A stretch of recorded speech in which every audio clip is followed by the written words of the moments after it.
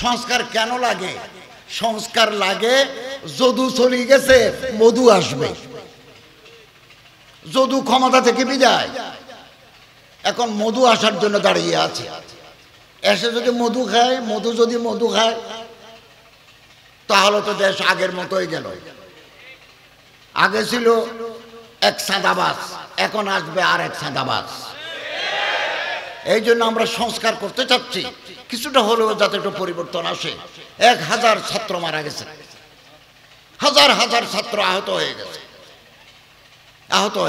আহত যারা, আমি তাদেরকে Dhaka medical college, CMH, DMH, Dhaka হসপিটালে, চট্টগ্রাম হসপিটালে দেখতে গেছি। এবং আসুন্না ফাউন্ডেশনের শেখ আহমদুল্লাহ সাহেব সহ ছাত্র নেতাদের সাথে নিয়ে ওদের 2 চোখের ভিতরে গুলি ঢুকে গেছে, চোখে দেখে না, জীবন শেষ। আমরা তাদেরকে অল্প অল্প করে সাহায্য করেছি। আইসিইউতে 4 জনকে দেখলাম, ওষ নাই, ওষ আছে, ওষ নাই, কেবল নিঃশ্বাসটা আছে। তো ডাক্তারকে বললাম বাঁচবে, আপনি কি মনে করেন? বললো যে আশা নাই। তাদের পরিবারকে আমরা 1 লাখ 1 লাখ করে দিয়েছি। আরেকজনকে দেখলাম ঢাকা বার্ন ইউনিটে, নাকসহ, এটা নাই, এটা গুলিয়ে খেয়ে ফেলছে, কেবল জিব্বে আছে, চোখ আছে। তো আমি ডাক্তারকে ডেকে বললাম, ওকে আমরা বিদেশে পাঠাবো?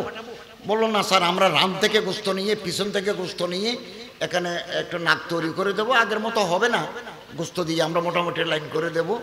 তো এখন দেখলাম যে মুখ, ঠোঁট নাই, এটা করে দিছে প্লাস্টিক সার্জারি, এখন আবার ঠোঁট করে দেবে।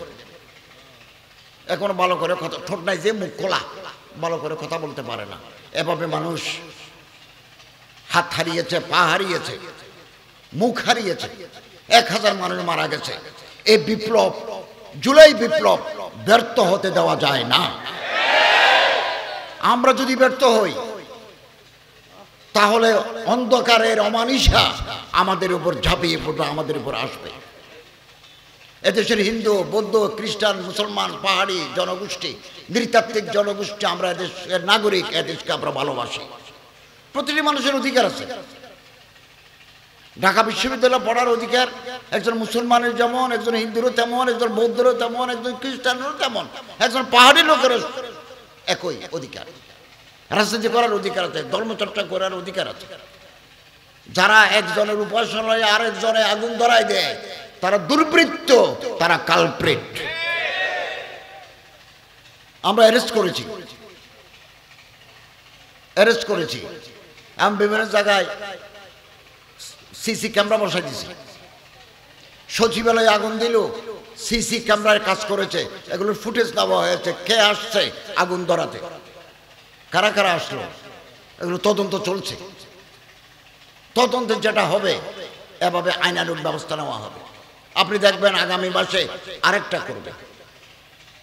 করবে আল্লাহর রহমতে। এই আগস্ট থেকে এ পর্যন্ত সমস্ত চক্রান্ত আমরা সফলভাবে মোকাবেলা করতে সক্ষম হয়েছি। এই প্রথম আমরা যে নির্বাচন দিতে যাচ্ছি, এই নির্বাচন হবে free, fair and impartial election will be held. সুষ্ঠু, অবাধ নির্বাচন হবে। নির্বাচন হবে দিনের বেলা, নির্বাচন হবে সকাল 8টা থেকে বিকেল 4টা-5টা পর্যন্ত।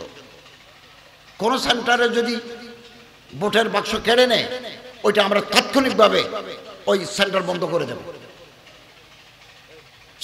করে দেব। এই প্রথম আমরা আশা করছি, যেহেতু আমাদের কোনো পলিটিক্যাল অ্যাম্বিশন নেই, আমরা নির্বাচনে দাঁড়াতে পারবো না, কোনো উপদেষ্টা পারবেন না। আমরা যারা নির্বাচিত হবেন তাদের হাতে ক্ষমতা হস্তান্তর করে চলে আসবে।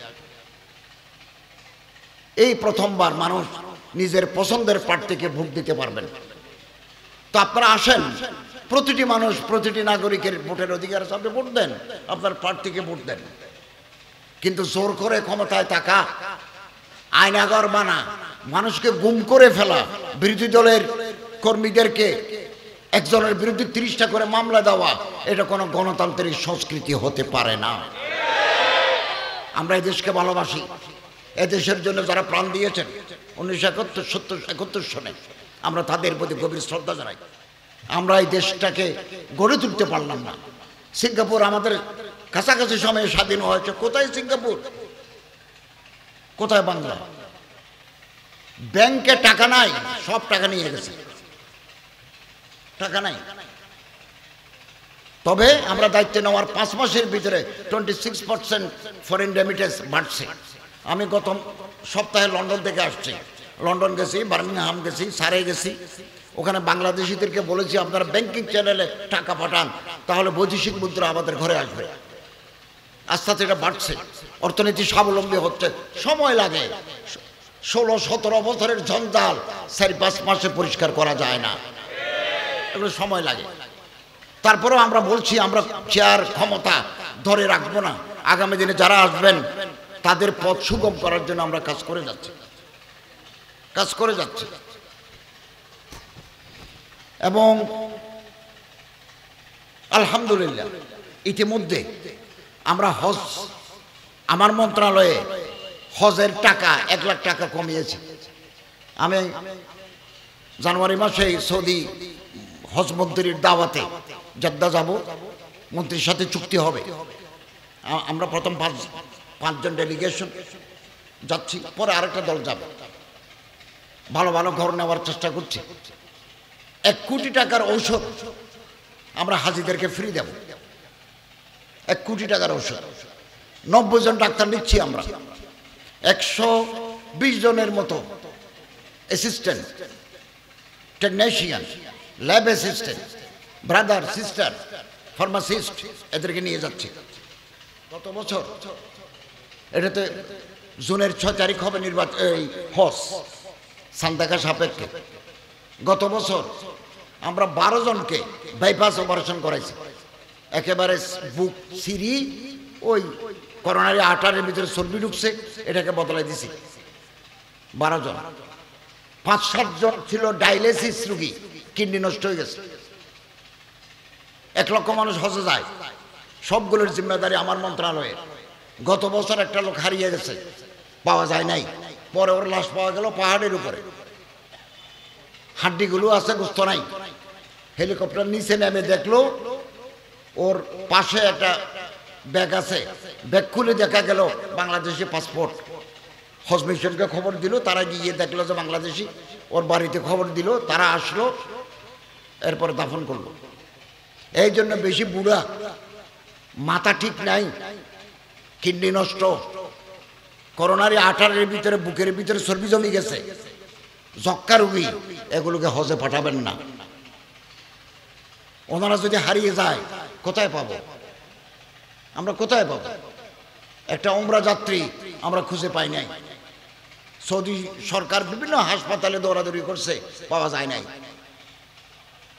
এই জন্য শরীরে একটু রকবল থাকতে আপনারা হজ করবেন, হজে যাবেন।